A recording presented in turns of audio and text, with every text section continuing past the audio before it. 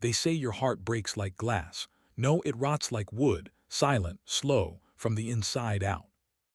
The wind bit through my suit jacket as I stepped out of the truck, envelope in hand.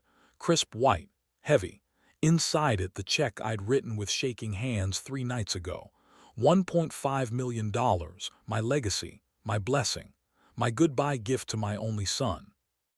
I looked around the church parking lot. Empty. Not just quiet, empty.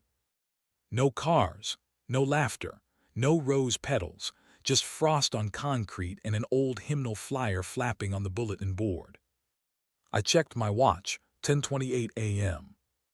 I checked the invitation, October 14th, Friday, 11:00 a.m. I looked up at the church doors, locked. My stomach sank, the kind of cold that doesn't come from weather. A side door creaked. A janitor, young, thin, hoodie under his vest, peeked out, then blinked at me. "You lost?" he asked.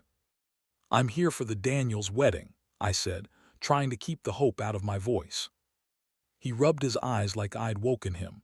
"Wedding was yesterday, sir. Friday, place was packed." "No," I whispered, stepping forward.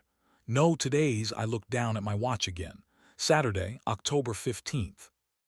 My hands didn't shake. Not yet, my voice did. "You sure?" I asked. "Positive. Cleaned up the rose petals myself." I nodded, or maybe I just stopped standing. The janitor held the door open. "You okay?" I turned away. "Yeah," I lied, "thanks." I walked back to the truck. My knees felt heavier than they used to.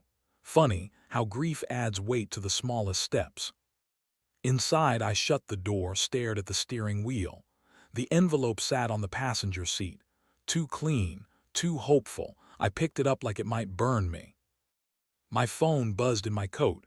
A text from Daniel. "Hope you're well, Dad. Everything okay?" I didn't reply. I scrolled up, found the message from 3 weeks ago. "Wedding's the 14th, Friday. Don't worry about anything, just bring yourself." I checked the email invite Rachel had sent months ago. It was still in my inbox. Saturday, October 15th. I laughed once. It hurt my throat, not the kind of laugh you want anyone to hear. They got married yesterday. Without me. On purpose. I built that boy's crib with my own hands. Paid for every school, bailoed him out of 2 bad loans, stood by him when he said he wanted to marry a woman who looked through me like I was already in a nursing home. But I stayed quiet. I gave. And now I know what my silence cost me. I stayed in the truck for 3 hours. I didn't cry. I didn't scream. Just stared at the envelope and wondered what the hell I'd done wrong to raise someone who could erase me with a calendar. A car pulled into the lot eventually. Wrong church, wrong event. A woman stepped out with a baby and a diaper bag. She looked at me, then looked away like maybe I was just someone waiting on a funeral. She wasn't wrong. If someone's listening, don't let silence swallow your story. It starts small, a missed call, a quiet insult. Then one day, you're standing alone in a suit you bought for your son's wedding, and all you've been given is a locked door. I put the check back in the envelope, sealed it again slow, drove home in silence, turned the radio off halfway through a Sinatra song. Even he felt too loud. The house felt colder than usual when I walked in. The kitchen clock ticked like it was trying to outlive me. I poured coffee and sat at the table, envelope in front of me. The table was set for one. It always had been since my wife died. I just thought today would feel different, full maybe, worth the loneliness. You think you'll get used to being forgotten. You never do. And that's when it started. Not the revenge. Not yet. But something colder. Sharper. I'd always thought betrayal was a thing that happened to people in bad families. Turns out it just takes one person, one date, to erase decades. And mine did. With a smile. You don't realize the door's been shut on you until you're knocking at it like a stranger. I knocked once, firm and quiet, like I still expected decency on the other side. The porch light flickered above me, cheap sensor bulb, already blinking in broad daylight. Fitting. The door opened. Daniel stood there in joggers, hair messy, coffee in hand like it was any other Sunday. "Dad," he said, surprised but not sorry. I didn't smile. "I need to talk to you." He stepped aside, motioned me in. "Sure, come on." The house smelled like cinnamon and scented candles. Too clean, too staged. Rachel stood in the kitchen, arms crossed, one hip tilted like she was posing. She didn't say a word. "You two have a minute?" I asked, walking in slow. My knees weren't as forgiving today. Rachel said nothing. Daniel gestured toward the couch. I stayed standing. "You told me the wedding was Friday," I said, holding his eyes. "I got to the church Saturday morning." Daniel blinked. "What, seriously?" I didn't answer. Rachel shifted, still no apology, just that frozen smile. He scratched the back of his neck. "That must have been a mix-up, Dad. The email said Saturday. Maybe I just told you wrong. Sorry."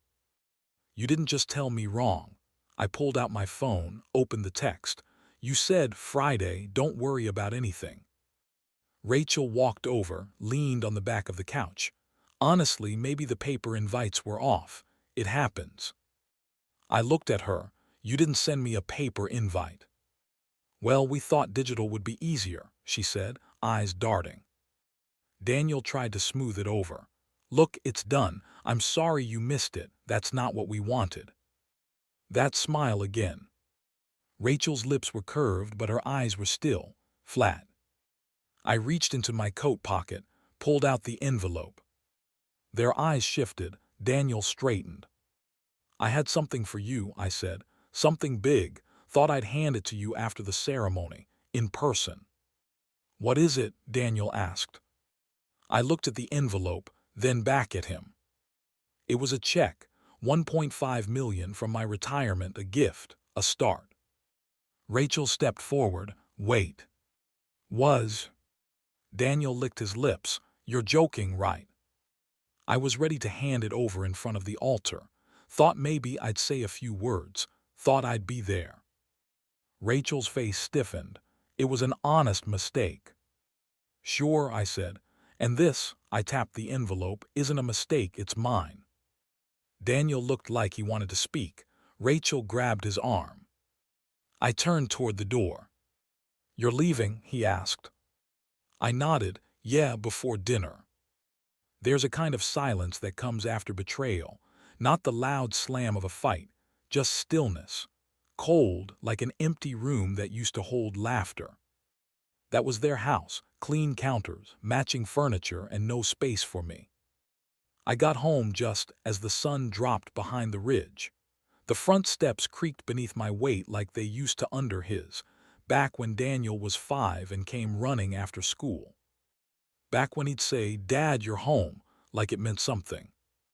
I heated leftover stew, sat at the kitchen table, laid the envelope beside me like company. No one called. No one knocked. I opened my phone and played an old voicemail. Daniel's voice, younger, less guarded.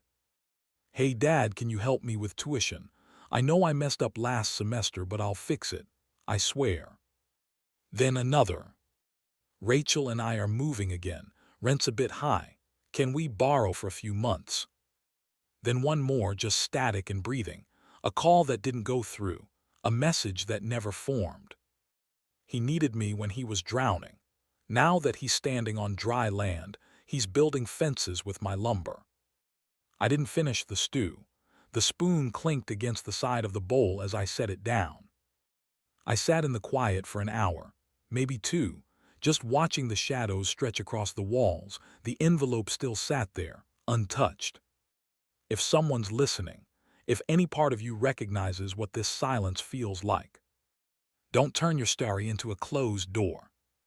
Tell it, because they'll try to write you out. But if you speak, you stay in the room. I turned off the light, left the dishes, and went to bed with the envelope still on the table, like a promise no one else would keep. They didn't just close the door behind me. They changed the locks and made sure I didn't even know which house I was walking toward. I woke before the sun, didn't even know why. The dreams weren't clear, but they left something behind in my throat, like gravel and grief. Coffee hissed into the pot. I didn't wait for it to finish before I sat at the table and opened my call logs.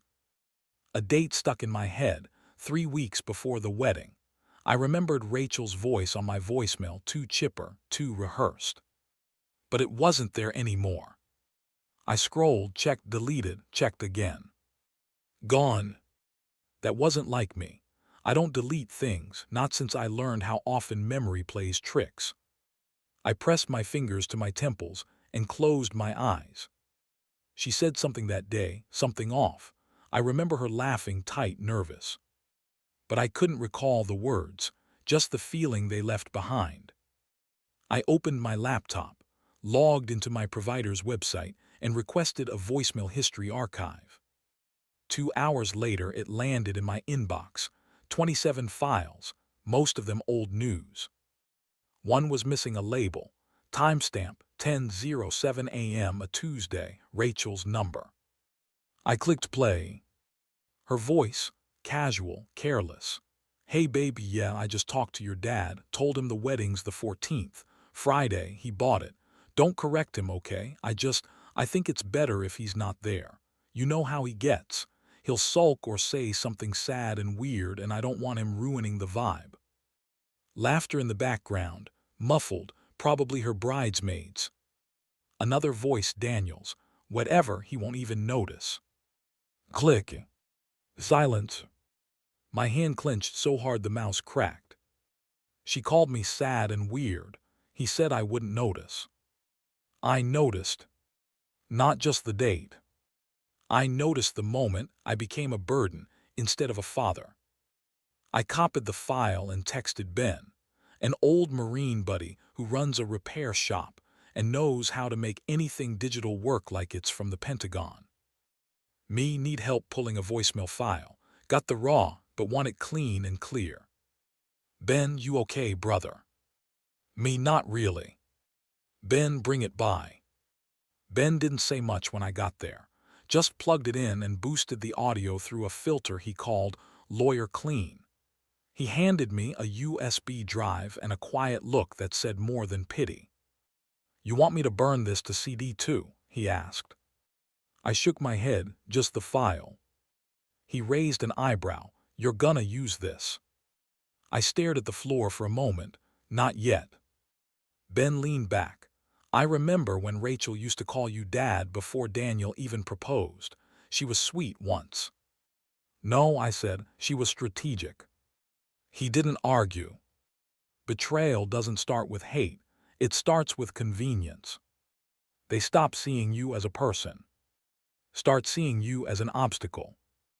Back home, I played the voicemail again, louder this time. Then again. I wanted to memorize it. I wanted to burn every syllable into my spine so I wouldn't forget how they sounded when they erased me. I sat in the dark, the only light coming from the blinking router behind the TV. The living room felt colder than usual. My cane leaned against the recliner. I reached for it with one hand, the USB drive in the other. They didn't forget me. They planned this. They planned it together. There's a difference between being left behind and being locked out. They chose the second one. And I choose not to knock again. I got up, walked over to the safe behind the old bookshelf, spun the dial, my wife's birthday, Daniel's graduation year, the day I retired. Click. I placed the USB inside. Next to old documents, our marriage license, and a sealed letter from my late wife that I still hadn't opened. Not yet. This wasn't about revenge. Not yet. This was about proof. And silence. And making sure their version of the story never outran mine. When your own blood rewrites you out of their future, you either vanish quietly or you start drafting the truth for when it matters most. Some people go to war with guns. Me, I go with paperwork and a man who knows how to use it. Harold's office sat at the end of a quiet cul-de-sac behind a dentist and a florist. Nothing about the building screamed attorney. That's how he liked it, low profile, steel nerves under flannel shirts. I parked in the spot marked Client 2 and sat in the truck for a second, gripping the manila folder on the passenger seat. Inside, the $1.5 million check and a copy of the voicemail, my war chest.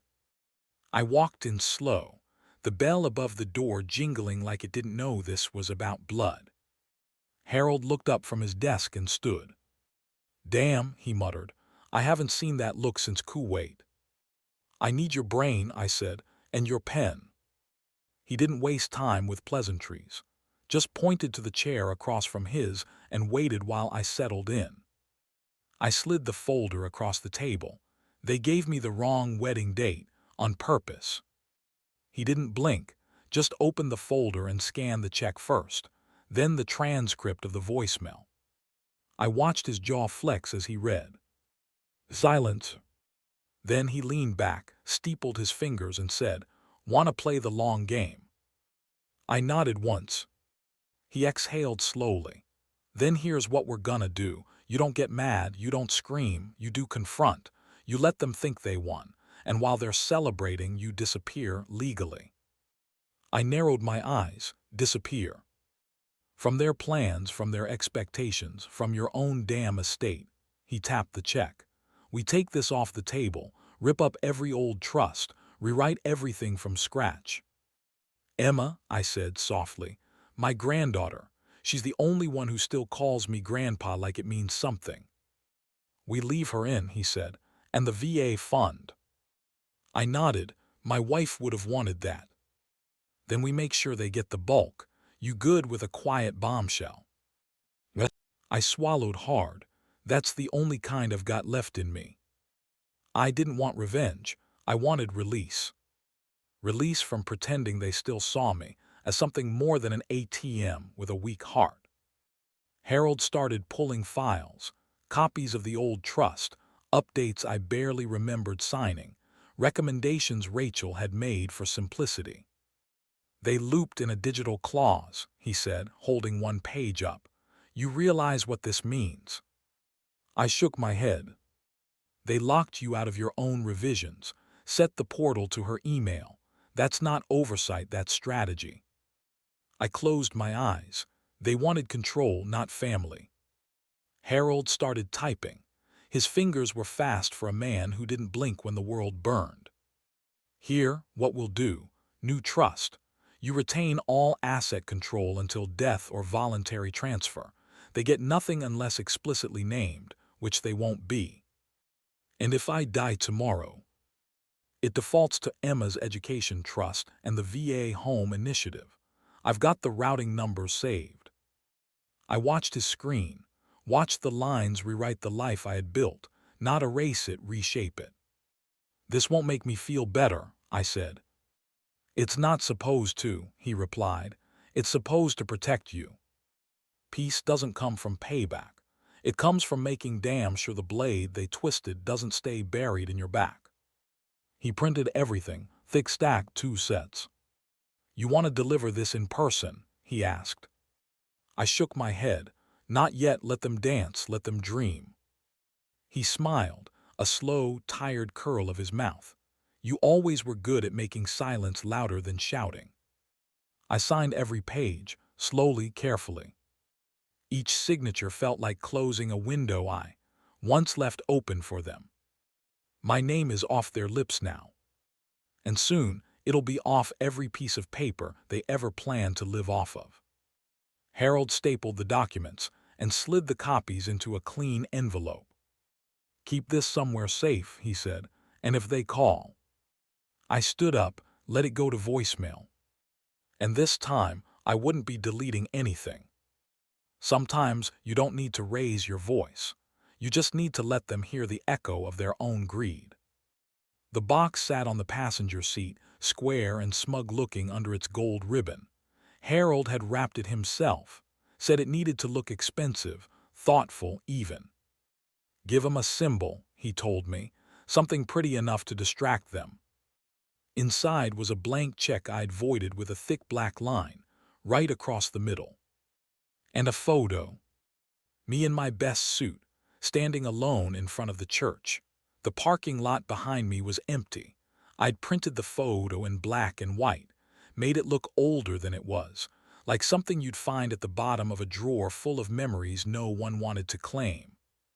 I parked 2 houses down from Daniel, watched for a minute.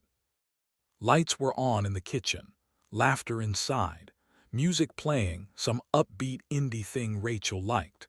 No idea what the lyrics said, but it wasn't a song for someone who missed their father's wedding. I walked the box up the steps. No note, no card, just the gold bow and the weight of implication. I placed it right in the center of their welcome mat, rang the bell once, turned and walked away before the chime finished echoing. By the time I started the engine, the door opened. Daniel stepped out, looked around like he might see someone. He bent down, picked it up, shook it gently, smiled. I didn't wave. Hope is a drug, especially when it's dressed in gift wrap. I let them overdose on it. Later that evening, I scrolled through Rachel's social media. There it was. A post public. Camera with flash photo of the box, half unwrapped on their dining table. The gold bow still perfectly intact. Caption, look what Dad dropped off. Smiling face with 3 hearts, wonder what it is, blessed wedding gifts. The comments poured in. Bet it's a fat check. OMG, you're so lucky. He must be making up for missing the wedding. Wish my dad was this thoughtful. Rachel hearted them all. Daniel left a comment under hers. Guess patience pays off, smiling face with sunglasses. I laughed out loud, just once. It sounded like an old engine turning over. They thought this was the beginning of their payout. I knew it was the opening act to their erasure. It's not the money they wanted. It was the performance, the illusion that I still played a role in their story. That I'd show up for the next act, bearing gifts. I texted Harold. Me, they opened it. Harold, she posted. Me front and center, blessed. Harold, good, let em dream a little longer. He was right. Let them picture the zeros. Let them whisper numbers under their breath like magic spells. Let them think I was still hooked, still dangling on their string. I was. I was the one holding the scissors now. The next day I went about my business. Groceries, post office. I even had coffee with an old neighbor who used to think Daniel walked on water. You must be proud, she said, smiling. Big wedding, new house, that new Benz he drives. I nodded slow. They've worked hard. She patted my hand. They've got your spirit, you know. I sipped my coffee and said nothing. They may have my name, but they lost the right to carry it when they rewrote the story without me. That night, another post. A photo of Daniel holding the box, pretending to be surprised, like he hadn't already unwrapped it 10 times in his head. Still no mention of what was inside. Of course not. They didn't dare open the envelope all the way. Not yet. Not until they were ready to gloat. They still believed the check was real. That I was just playing the doting, regretful father trying to buy forgiveness with commas and dollar signs. And that was fine. Let them believe. You don't start a fire with an explosion. You start it with a spark. Quiet, controlled. And you watch the flames dance while they still think it's just warmth. Children don't lie well. Their truths come out like loose buttons, falling at the worst possible time and revealing more than they should. Emma's small hand wrapped around mine as we crossed the patchy grass toward the park bench. Her legs were too short for her stride, but she tried to keep up without complaint. Swings first, she said, not asking, just declaring the law of childhood. Swings it is, I said. The sky was soft with overcast, a kind of gray that made everything feel quieter, the kind of light where secrets don't bother to hide. I pushed her gently, back and forth, her hair lifting with each pass. She wore a pink jacket with a tear on one sleeve, probably from climbing something she shouldn't have. I didn't ask. That wasn't what this visit was for. "When are you gonna come over again?" she asked. I hesitated. "Soon, maybe." She turned her head mid-swing. "Mom says you're busy." I smiled, weak. I try to be. She dragged her feet to stop, then hopped off and sat beside me on the bench, legs swinging. A pause, the kind only kids can sit in without trying to fill. Then she said it. "Mommy told Daddy she was glad you weren't at the wedding." My breath caught before I could stop it. She said you would have embarrassed us." Emma didn't look at me when she said it, just kept kicking her legs, staring at the sandbox like it held answers. I stared straight ahead. "Is that true?" she asked. My voice took longer than it should have to return. "No, sweetheart, that's not true." She leaned her head against my arm. "I told her I wanted you there." "I wanted to be there too," I whispered. She didn't reply, just kept her head resting, the way her father used to when he was small and unafraid of needing people. You can forgive what's done to you, but when they start whispering poison into the ears of someone still learning who to love, that's when it changes. I bought her ice cream, 2 scoops, chocolate chip her favorite. She talked about school the entire time. Spelling tests, a new girl named Leela, a mean substitute teacher who smells like wet lettuce. I nodded, laughed when I could. My smile felt like paper stretched too thin. Back at the house, I watched her get buckled into the car. Rachel waved from the driver's seat, a bit too sweet, a bit too loud. "Thanks for the treat," she said. I waved back. Emma mouthed, "Love you," through the glass. I raised my fingers to my lips and nodded. Then they were gone. Children don't carry sins, but they carry the echoes of them. And when they're old enough to ask where the sound came from, I want her to know. I sat down at my desk that night, pulled out a fresh page. My handwriting was slower now, less certain, but the words came easy. "Emma, if you're reading this, it means I trust you're old enough to know the difference between family and familiarity, between what's comfortable and what's true. I didn't miss your parents' wedding. I was never invited, not really. I was made invisible on purpose. And you need to know that not everyone who shares your bloodline will share your heart. But you also need to know that I never stopped loving you, not for a second, not even when the silence was deafening. Love, Grandpa." I folded the letter, slipped it into an envelope, wrote her name on the front. Then I walked to the old wooden desk drawer, opened the false bottom, and tucked it beneath the birth certificate copy I still had from the day she was born. It wasn't revenge. Not yet. It was something else. Insurance. For innocence. She may forget the park. She may forget the ice cream. But one day, when the lies start to crumble, she'll find my words. And maybe then, I won't be the ghost they tried to make me. They thought they could rewrite my legacy with a click. But ink, when written with truth, doesn't vanish, it waits. The cold settled into my knees as I stepped out of the truck. The wind carried dust from the nearby highway, and the storage facility creaked like a place forgotten by time. Rows of identical doors, beige and dented. Unit 108. Mine. I unlocked it with 2 turns of the key and a grunt. The metal door rattled up with a sound like a rusted memory. Inside, it smelled like cardboard and old pine, the scent of the past, preserved in plastic tubs and taped-up boxes. I stepped in. The light bulb flickered overhead like it was unsure it wanted to stay alive. There in the far corner sat the black filing cabinet I hadn't touched in over 6 years.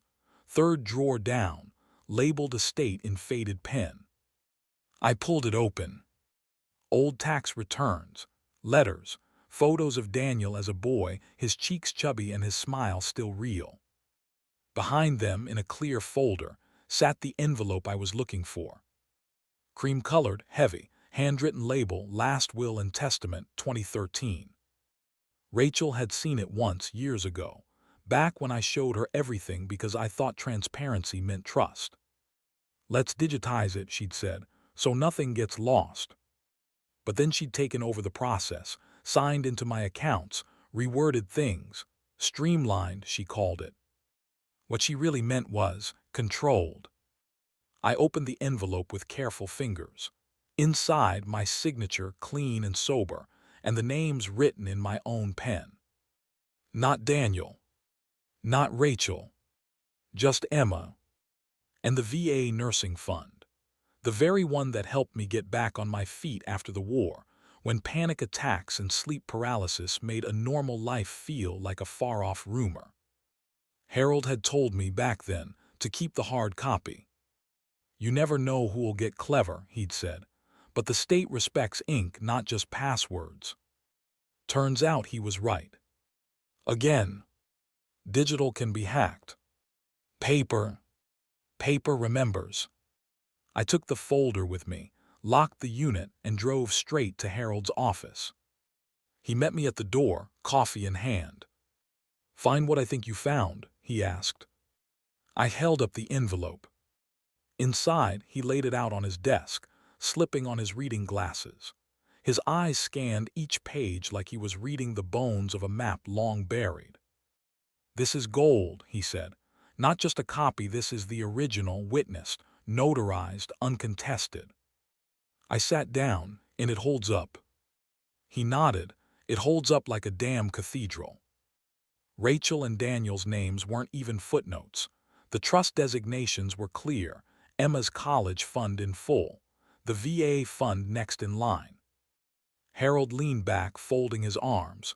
"You kept the receipts. They gambled on you forgetting." I chuckled for the first time in weeks.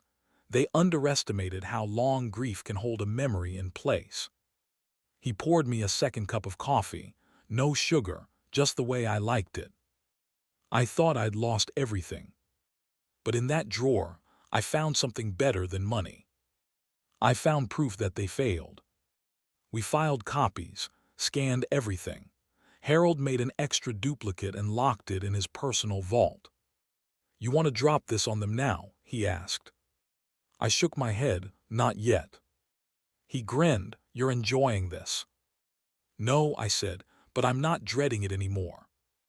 I took the original back home, slipped it into the fireproof safe I kept in the back closet, beneath the box of my wife's letters and the folded flag from her father's funeral. I rested my hand on it for a moment, just one. They wanted to inherit a throne they built on lies. But they never checked the foundation. It already belonged to someone else. Lies grow best in sunlight, when the world is watching and the mask fits just right. It hit my screen first thing that morning. Rachel had tagged me in it. A photo of Daniel leaning against a brand new silver Mercedes, still gleaming with dealership polish. He had one hand in his pocket, the other pointing at the sky like he'd won something more than just a loan. Caption: "Wedding gift from my amazing father, feeling blessed." And below that, hundreds of little blue thumbs and red hearts. Must be nice to have that kind of support. Goals: your dad's the real MVP. I wish my parents had it like that. Rachel commented under it, red. Another post tagged the dealership. Gifted. Luxury life. Grateful. I chuckled once, bitter, dry. Amazing father, huh? I hadn't given him a damn dime. The performance was pristine. But I'd read the script already. And I knew how it ended. I forwarded the link to Harold. He replied 5 minutes later. "Harold, this is gold. They're building a castle on a foundation of fantasy. Me, let them. Harold, you want to add fuel to the dream. Me, I want to hand them the match." That afternoon, I created a new Gmail address. Not fake, just unfamiliar, business-looking, neutral. Transfer operations inbox at Outlook Finance, Co. I drafted the message slowly, every word chosen with the precision of a sniper. Subject, scheduled transfer confirmation, legacy, beneficiary disbursement. From Transfer Ops, Legacy Division. To Daniel James, rsq@gmail.com. Dear Mr. Daniels, this is a courtesy confirmation that the disbursement of $1,500,000 USD from the legacy portfolio of Redacted is currently being processed. Transfer is expected to finalize within 3-5 business days, contingent upon standard clearance. This message confirms your beneficiary status as recorded. No action is required at this time. Sincerely, Operations Liaison, Legacy Transfer Team. I reread it 3 times. Not flashy, not suspicious, just dry enough to pass as legitimate, just vague enough to feed the fantasy. I clicked send. Hope is louder than truth when it's dressed like a payday. 20 minutes later, Daniel replied. Daniel, thanks. Just to confirm, is this from my dad's account? Daniel, follow-up. Sorry, just checking because he didn't say anything directly. Appreciate the update. I didn't answer. Instead, I closed my laptop and took a walk around the block. Let the cold bite at my fingers while my phone buzzed in my pocket. Another ping from Daniel. Daniel, will we get a final confirmation when it hits? The word we stuck in my ribs like a dull knife. I passed an old couple walking their dog. The man wore a navy cap. He nodded at me. I nodded back. When I got home, there were 4 more messages. One from Rachel. Rachel, thank you for being so generous. We're truly grateful. I know we haven't always seen eye to eye, but this means the world to us. No apology, no truth, just polished gratitude with the hope of a deposit hanging over it. They weren't grateful for love. They were grateful for the zeros they thought were attached to my silence. Harold called that evening. You really sent it. Typed it with a smile, I said. He chuckled. I should have been more worried about you years ago. I poured a drink. I should have been more worried about myself. He paused. You want to let this play out? Let them buy furniture, I said.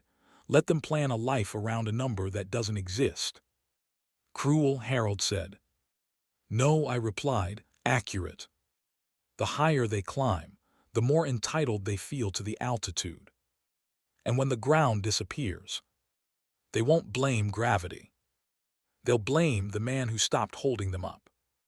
When you give someone a mirror, they'll either admire themselves or see the cracks. Depends on how long they've been lying to themselves. The phone rang just past noon, right as I was slicing into a leftover roast. I let it ring once, twice. On the third, I picked it up. Dad, Daniel said, breathless. The bank, they said the transfer never went through. I waited. He kept going. They said there's no record of any pending disbursement. The account they thought it was coming from doesn't exist. I sat down, careful not to let the chair creak too loud. That's so. Yeah, he said. Did you send it through a third party? Maybe it flagged something. I took a bite of the roast, chewed slowly, swallowed. I'll look into it, I said. A beat of silence. That'd be great, he said, trying to sound casual. It's just we're making some arrangements. Wanted to be sure the timing was still on track.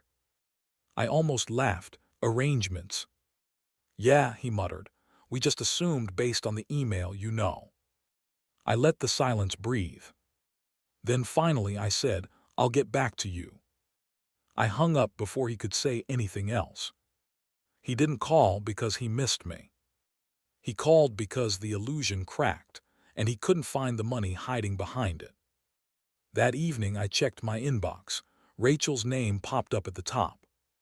Subject, just thinking about you. I clicked it open, already tasting the performance. Hi. I know things haven't been perfect. We really thought you'd be at the wedding. We were surprised when you didn't come. We missed you. I hope we can move forward. Family is too important to let little misunderstandings get in the way.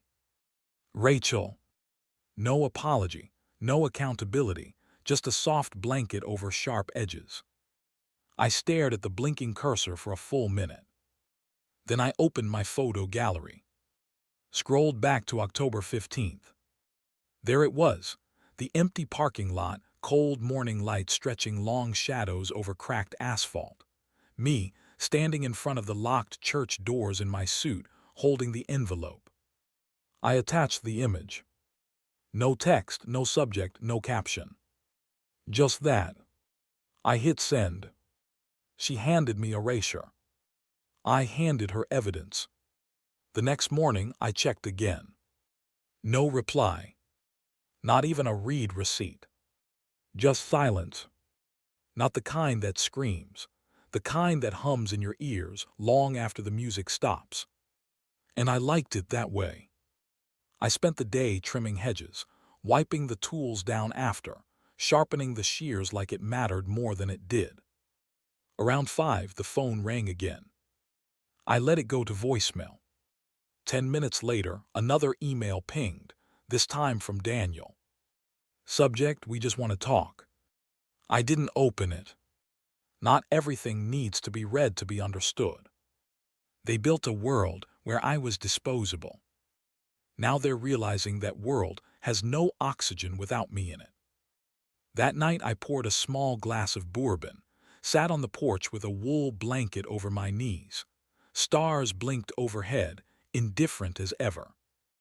The wind picked up around the eaves, not enough to chill, just enough to remind me it was October, time for changes, for shedding what doesn't hold anymore. Inside, my phone buzzed again. Another message, Rachel this time. We just want to understand what's going on. We thought we were past the tension. Please respond. I turned the phone face down. Let them sit in the waiting. Let them wonder where their kingdom went. Sometimes silence is louder than justice. Sometimes it is justice. Legacy isn't what you leave behind for people. It's what you leave behind in people. Especially the ones who remember who you were before the world asked you to be quiet. The VA Center looked the same as it did 20 years ago, aged, but still standing. The flag out front tugged at its pole like it wanted to say something. Inside, the walls were lined with faded photos and bronze plaques. Men in wheelchairs, women with tired eyes, faces that had seen too much, said too little. I walked in wearing my old Navy jacket, still fit, mostly. Mr. Daniels, the coordinator, smiled. You're right on time. I nodded. Let's keep it small, just the folks who need to be here. She handed me a clipboard. No speeches. No speeches, I said, just action. In the main hall, round tables were dressed in blue cloth. No balloons, no flash, just coffee, cookies, and clean space. A banner hung above the doorway. In honor of Marlene Daniels, a legacy of service. She held my head the first time I woke up from a night terror. Said, if they won't remember what you did, I will. So now I return the favor. I handed the check over to the director, a quiet man who had once flown helicopters in Afghanistan. $1.5 million. No fanfare, no press conference. Just a handshake. We'll turn it into beds, medicine, and warm meals, he said. You're saving lives. I nodded. She would have wanted that. Later, photos were taken, not posed, just moments. Me shaking hands, me talking to an old Marine about his hip replacement, a young widow crying when she saw Marlene's name on the plaque we hung near the garden. By the next morning, the story had made its way online. Headline: Widowed veteran donates life savings to help those forgotten. Subhead: he didn't want recognition, said staff. He wanted impact. The article circled fast. Local news picked it up. A radio station called asking for an interview. I declined. This wasn't for attention. It was for the ones who still wore pain like a second skin. And for the woman who loved them when the world stopped looking. I was written out of a wedding. So I rewrote my worth in a place where silence didn't mean absence. 3 days passed. No social media posts from Rachel. No new photos of Daniel's car. Not a single heart emoji. Just quiet. And then my phone rang. Daniel. I answered slowly. What about us? He asked. No greeting, no hesitation. I saw the article, he added. You gave it all away. I sipped my coffee, let the warmth settle behind my ribs. It wasn't yours to begin with. He laughed once, sharp, bitter. You gave it to strangers. No, I said. I gave it to people who remember me when I walk in a room. You seriously think that makes you a hero? I'm not trying to be a hero, I said. I'm trying to live with peace. He went quiet for a second, then voice low, almost a whisper, we thought you'd forgive us. I stared out the window. The garden in my backyard had started to bloom again. This was never about you, I said. And hung up. Some inherit houses. Some inherit lessons. And some inherit silence. The kind that lingers long after the phone goes dead. I walked to the closet, pulled out the framed photo of Marlene and me on the steps of our first home. She wore her nurse's uniform. I wore my dress blues. We looked young, like we believed time would never touch us. I set the photo beside the newspaper article, watched them sit side by side like they belonged together. And for the first time in a long time, I felt something close to whole. They tried to make me a footnote. Instead, I became the headline. Not for vengeance, but for choosing something bigger than revenge. Something that couldn't be erased. Sometimes you don't need to raise your voice. You just need to bring the truth to the table and watch who chokes on it. The invitation came by text. Daniel, dinner Friday, just us. Rachel, we'd like to reconnect, for Emma's sake. I didn't respond for a day, maybe 2, then I wrote back. Me, I'll come, 6 p.m. sharp. I wore a navy button-up, nothing flashy. I wasn't dressing for family, I was dressing for clarity. The house looked like a catalog. New rug, new lighting fixtures, too many fake plants. It didn't look lived in. It looked curated. Rachel answered the door with a forced smile. You look well, she said, like it was a surprise. Daniel was already in the dining room, pouring wine. Dad, he said, glad you made it. We were thinking fresh start, you know. I said nothing, just sat at the far end of the table across from them, my seat set apart like a formality, like I was a guest at someone else's play. Rachel brought out the steak, medium rare, just the way I used to cook it when Daniel was a kid. You still like it this way, right? She asked. I didn't come to eat. Daniel laughed, short and awkward. Well, at least try the potatoes. Rachel's been practicing. I picked up my water glass, sipped, set it back down. Silence stretched longer than the table. Daniel cleared his throat. So that donation, the VA thing, big gesture. Rachel chimed in. It was beautiful, really, just unexpected. I looked at both of them, no emotion, no smile. Then I said it. Did you ever plan on telling Emma the truth? Daniel's fork paused mid-cut. Rachel blinked. What truth? I reached into my coat pocket, pulled out the small black USB stick, set it gently on the center of the table, let it sit there like a ticking clock. This one. Rachel's eyes darted to it. Daniel sat back in his chair, face paling. You made sure I wasn't at your wedding, then lied to Emma about why. She's 8. She remembers everything. Daniel swallowed hard. Dad, You lied to your daughter, the same way you lied to me. Rachel tried to find her voice. We just didn't want drama. I raised an eyebrow. Is that what you call erasing someone now? Drama. They always say it wasn't personal. As if betrayal ever comes from strangers. Daniel reached for the USB. I tapped the table. Don't. He froze. I'm not here to play it. I'm here to see if you flinch. Rachel stood, arms crossed. You're holding this over us. Why, what's the point? The point, I said, is you gambled on silence. I just wanted to remind you that silence doesn't mean ignorance. Daniel ran his fingers through his hair. This again. Dad, we said we were sorry. No, I cut in. You never said anything, not even once. You built a story where I was too old to matter. You played the part of victims to your own edits. Rachel looked down.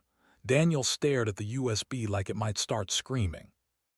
I wrote Emma a letter, I said. It's locked away. She'll read it when she's old enough to see through you. Rachel's mouth opened, closed. I didn't come here for forgiveness. I came to make sure you knew I remember everything. Daniel leaned forward, voice low. So what now? You going to ruin what's left? I stood up slowly, folded my napkin, left the water half full. No, I said. I don't need to ruin anything. You've already done that yourselves. Truth doesn't need volume. Sometimes it just needs to be seen. Unplugged, unopened, undeniable. I walked out without another word. Left the USB on the table. And this time, I knew they wouldn't dare press play. Some truths don't come in shouting matches. They come in envelopes. Signed, stamped. Final. Harold didn't call ahead. That was the point. He pulled into their driveway mid-afternoon, leather briefcase in hand, the kind of case that doesn't carry threats, just consequences. He knocked once, waited, knocked again. Rachel opened the door, mascara already smudged from whatever performance she'd been rehearsing that day.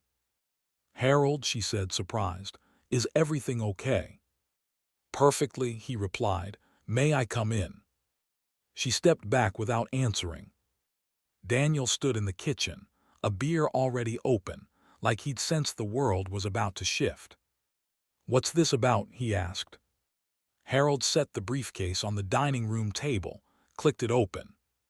Your father asked me to deliver updated estate documents. I wanted to do it in person. Daniel straightened. He updated them.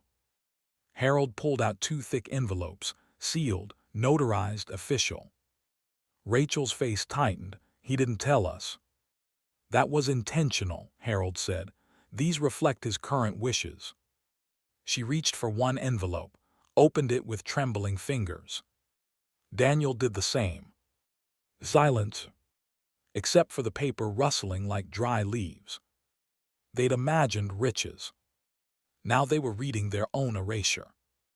No mention of us, Rachel asked, voice cracking.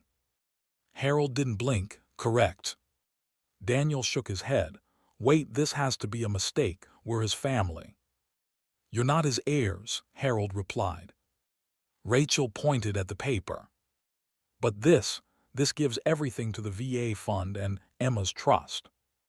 Yes, Harold said.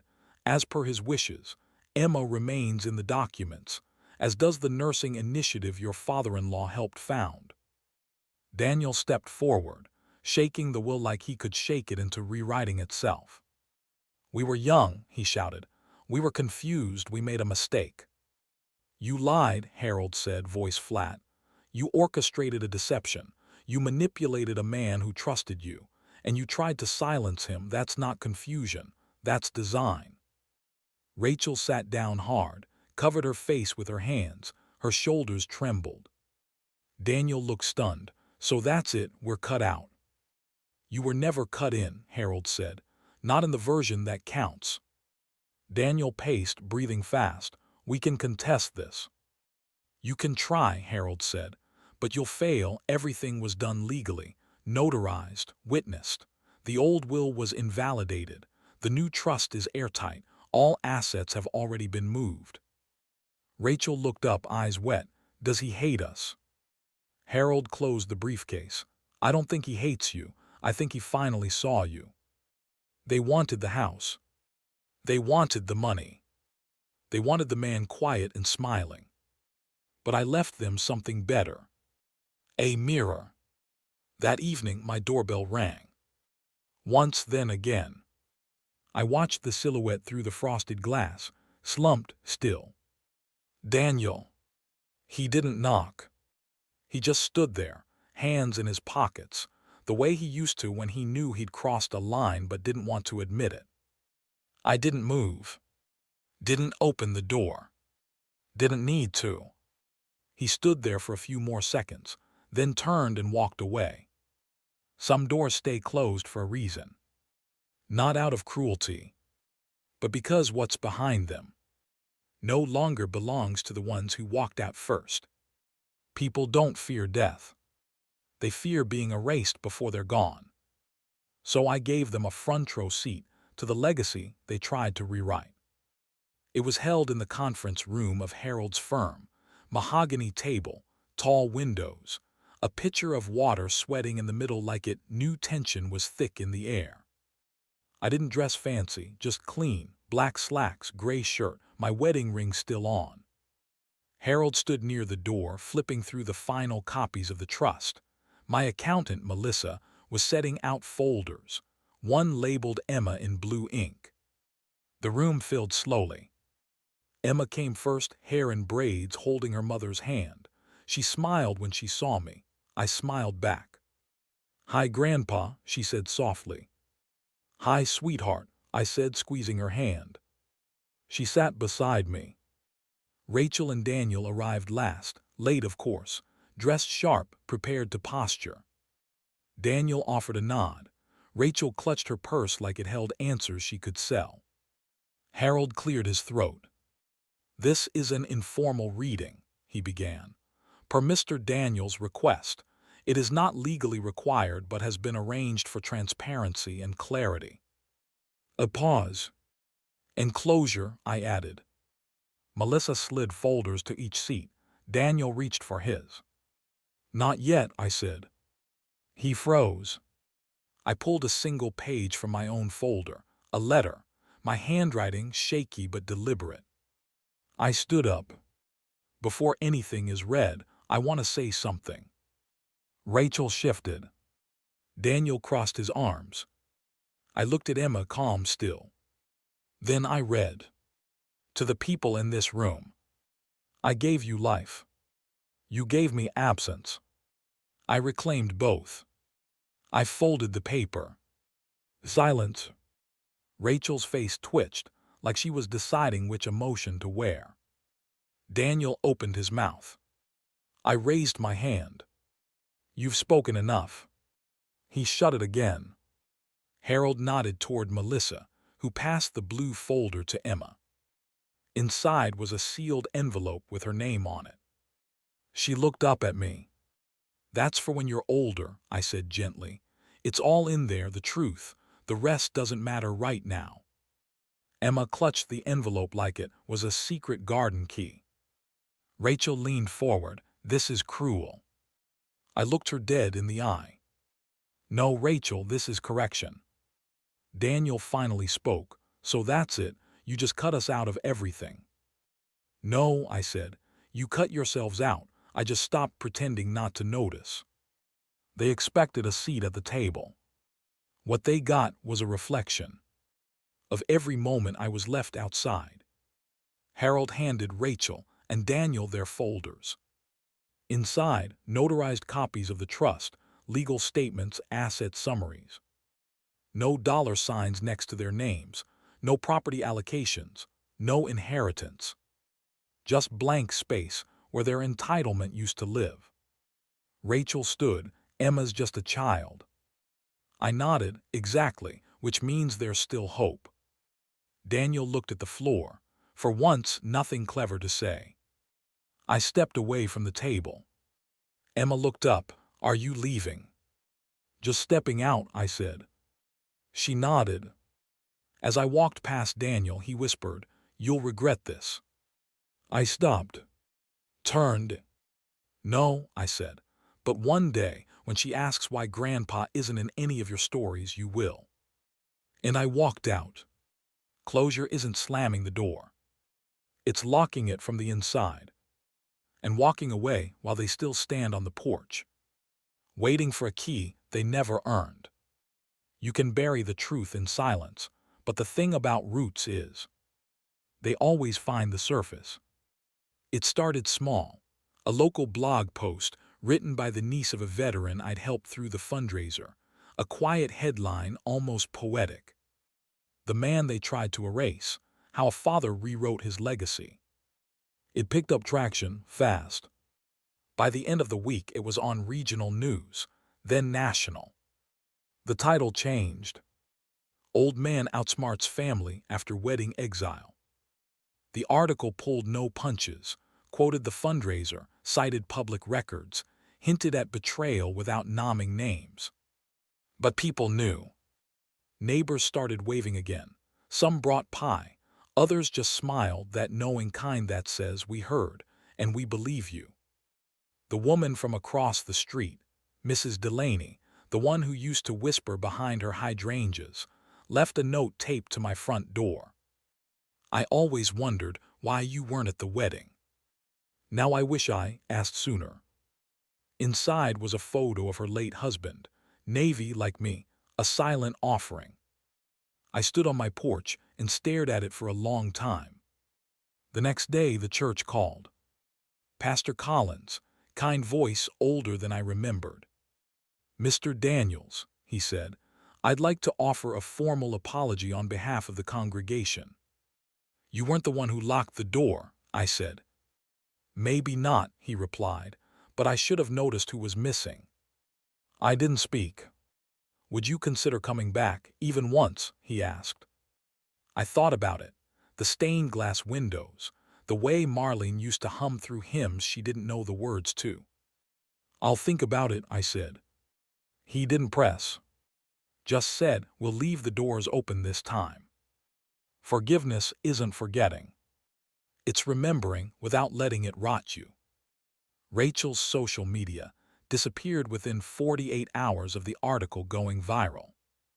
No more blessed. No more photos of the Merceds. No more curated lies for strangers to envy.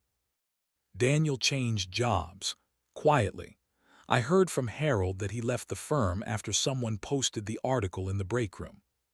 Subtle revenge, my favorite kind. I saw him once at the grocery store, same aisle, eye contact unplanned.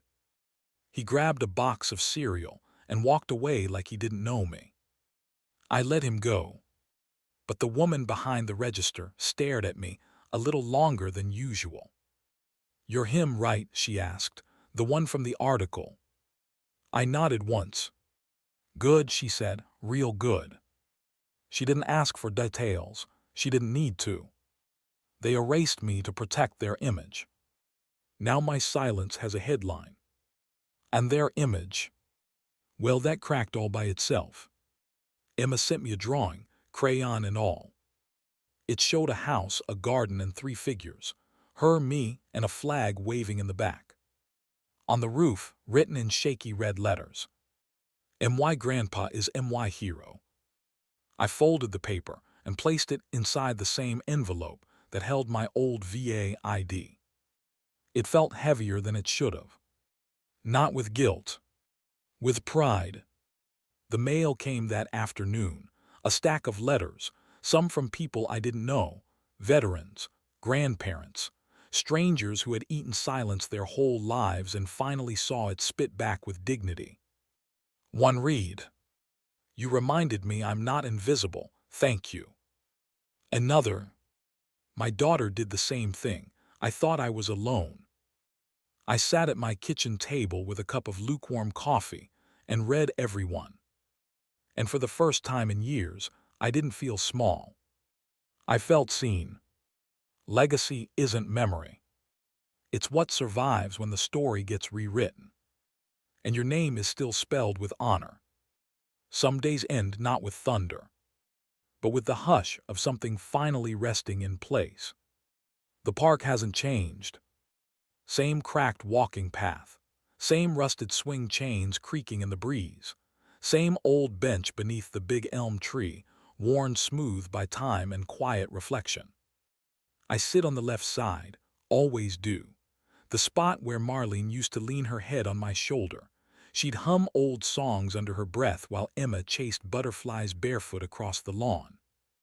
Now Emma's beside me again, but she's older, 12, glasses. Her shoes are too big, her silence more thoughtful. She's reading a paperback, legs curled beneath her. I don't say much, I never have, but today even less feels like more. She turns a page, then stops, closes the book halfway and looks up at the sky. Grandpa. Oh.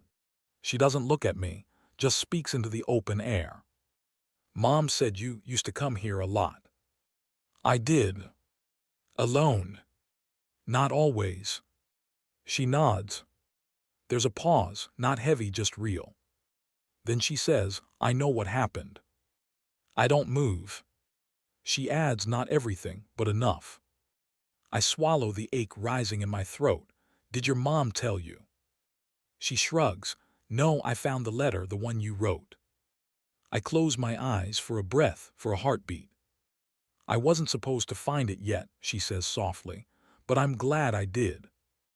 Another breeze passes through the branches. Leaves fall like whispered apologies. You were there in the ways that mattered, she says. That breaks me more than anything. Because for a long time, I didn't know if she'd ever see me at all. Legacy isn't loud. It's found in the spaces between moments. In the child who keeps your name soft in her chest long after the world tried to replace it. She leans against me, just a little. Like she used to. I want to know the rest, she says, someday. You will, I say, when you're ready. She nods again and reopens her book, but doesn't start reading. We sit like that for a while. Two people, two generations, holding the same silence but hearing different songs in it. The sun dips lower, casting golden light across the park. A couple walks past with a stroller. Ducks gather near the pond, waddling without purpose. A breeze lifts a few pages of Emma's book. She presses them down gently. Then she looks at me, eyes squinting through the sunlight. Do you miss them? The question lands soft but true. Sometimes, I answer. But you didn't forgive them. I didn't need to, I say. I just stopped carrying what wasn't mine. She's quiet for a long time. Then whispers, that's kind of brave. I smile. Maybe, I say. Or maybe I was just tired of bleeding for people who never noticed. They thought they buried me. But I wasn't a grave. I was a seed. And now, this is the bloom. I stand slowly. The knees creak louder than I want to admit. Emma grabs my hand before I even ask. We walk toward the truck. Behind us, the bench stays. Empty again. But not lonely. The wind brushes past my shoulders, not cold this time, just there. I lost a wedding. But I gained something they can never steal. Not a house. Not a name. A legacy. One that sits beside me with a book and a quiet heart. And that is enough.